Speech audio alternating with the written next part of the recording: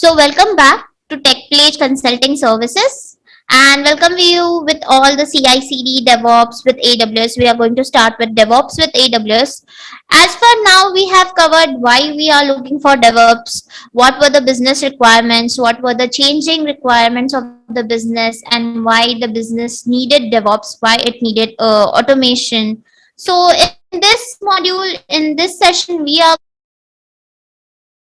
with CI/CD, that is continuous integration, continuous deployment. Then we are going with DevOps with AWS, what AWS services it provides for DevOps. So let's begin.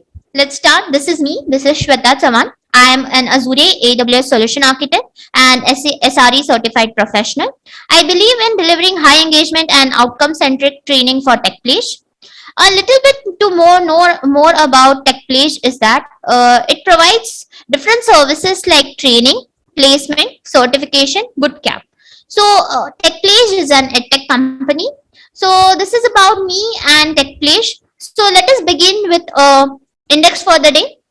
We are going to start our pace with what is CI/CD and DevOps, then different tools of DevOps on AWS, then what actually CI/CD is on AWS, and what is the pipeline, what is a CI/CD structure that we are going to see, that what is a basic workflow, what is an advanced or a complex workflow for AWS.